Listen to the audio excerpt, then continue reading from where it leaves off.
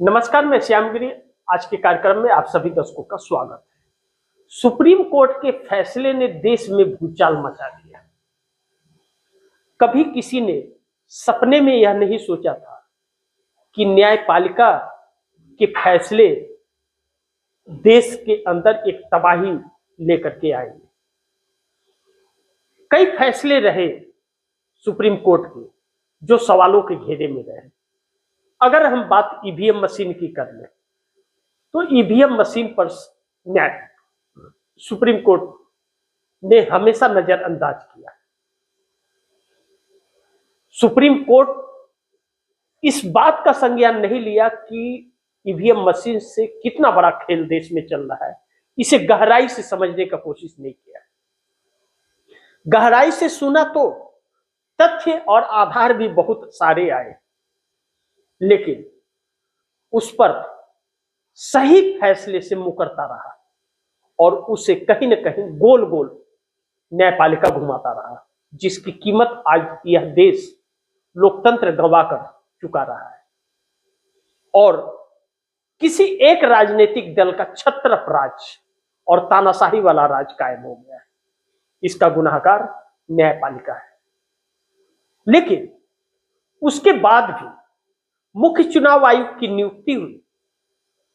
उस कानून में पारदर्शिता नहीं रहा जिस कानून के लिए सुप्रीम कोर्ट ने सजेस्ट किया था कि पारदर्शिता वाली कानून होनी चाहिए और मुख्य चुनाव आयुक्त की नियुक्ति में एक पारदर्शिता होनी चाहिए और चुनाव में तभी पारदर्शिता आएगी। सरकार अगर किसी को मुख्य चुनाव आयुक्त चुनती है तो वह व्यक्ति उस सरकार के लिए काम करेगा, इस देश के लोकतंत्र और संविधान के लिए काम नहीं करेगा।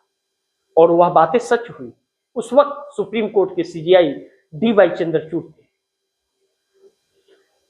लेकिन उन्होंने सरकार को कानून बनाने का छूट दिया, मिलना भी चाहिए। लेकिन उस कानून में जो बनाई सरकार ने उसमें पारदर्शिता नहीं दिखाई, एक पक्षीय कानून बनाया। और उस कानून को जब चुनौती दी गई और सुप्रीम कोर्ट का यह जिम्मेदारी थी कि उस पर सुनवाई करता, तो सुनवाई नहीं किया, तारीख पर तारीख देते गए। और इस वक्त जो सीजीआई है देश के, सूर्यकांत, उन्हीं के अदालत में रहा। सीजीआई बन गए लेकिन उस पर फैसला नहीं दिया।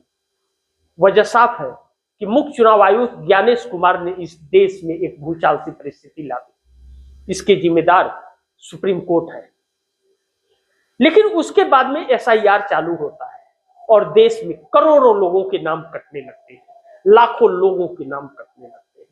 इस देश का नागरिक होते हुए भी वह अपने आप को नागरिक साबित नहीं कर पा रहे, जबकि संविधान इस बात की इजाजत नहीं देता है न्यायपालिका को, या इस देश की संविधान यह इजाजत चुनाव आयोग को नहीं देता है कि वह नागरिकता पूछे भी।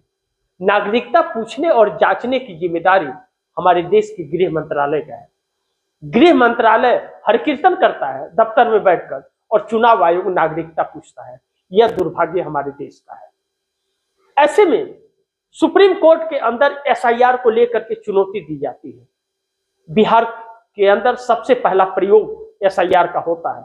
65 लाख लोगों के नाम काट दिए जाते हैं, 55 लाख डुप्लीकेट वोटर जन्म हो जाते हैं और जो भारतीय जनता पार्टी को वोट देते हैं। लेकिन न्यायपालिका उस एसआईआर को, जो संविधान इजाजत नहीं देता चुनाव आयोग के कानून में, उसे उसके ऊपर रोक नहीं लगाता है बल्कि लीपापोती करता है और अंत तक फैसला नहीं देता है। बिहार चुनाव हो जाने के बाद भी उसके बाद उस एसआईआर का ऐलान 12 राज्यों में होता है चुनाव आयोग के द्वारा और एसआईआर हो रहा है, नाम कट रहे हैं, धड़ल्ले से डुप्लीकेट फर्जी वोटर चढ़ाए जा रहे हैं और जेन्युइन जो वोटर हैं, जो विपक्ष के हैं, उनके नाम काटे जा रहे हैं।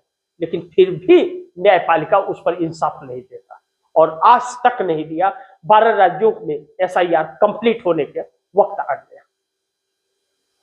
लेकिन दुर्भाग्य तब हो जाता है, उस वक्त न्यायपालिका की दलाली नजर आती है जब अरावली पर्वत को खनन में तब्दील करने के लिए कह देती है कि वहां पर खनन कर सकते हैं। वह कोई महत्व नहीं था, वह पहाड़ में नहीं गिने जाएंगे। ऐसे में देश के अंदर एक भूचाल मच जाता है और पर्यावरण को बचाने की मुहिम चल पड़ती है। जनता लाखों की संख्या में सड़क पर आकर के खड़ी है। सरकार के लिए चुनौती बनी हुई है। विपक्ष उस जनता के साथ खड़ा है सड़कों पर। मनरेगा होता है, मनरेगा को सरकार खत्म करती है, जो रोजगार की गारंटी दे रहा होता है। विपक्ष मजदूरों के साथ सड़क पर खड़ा हो जाता है, लेकिन सरकार है कि सुनती ही नहीं और न्यायपालिका संज्ञान लेती नहीं।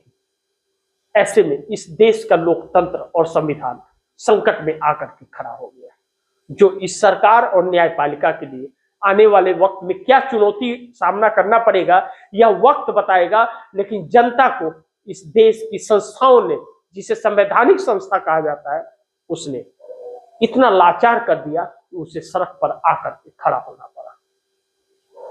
ऐसी सरकार और न्यायपालिका से क्या उम्मीद करे, ऐसी संवैधानिक संस्थाओं से क्या उम्मीद करे। सरकार इतनी गिर गई है कि वह हर किसी के ऊपर ब्यूरोक्रेसी का इस्तेमाल करती है, फर्जी केस में लगा करके जेल में डालती है। सोनम वांगचुक इसके जीते जागते उदाहरण। सोनम वांगचुक लद्दाख से, जो लद्दाख को बचाना चाहते थे, उन्हें देशद्रोह के मुकदमे में जेल में डाल दिया जाता है। बड़ी दुर्भाग्य है कि आज देश सड़क पर है। बाबा साहब भीमराव अंबेडकर कहते थे कि सड़क सूनी होती है तो संसद आवारा हो जाता है। आज सड़कें भरी हैं, आवाज भी गूंज रही है, लेकिन फिर भी संसद आवारा है।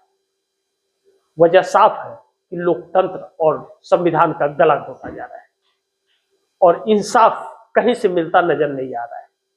ऐसे में बस आंदोलन ही एक रास्ता दिख रहा है इस देश की जनता को, जो सड़कों पर उतर के कर रही है।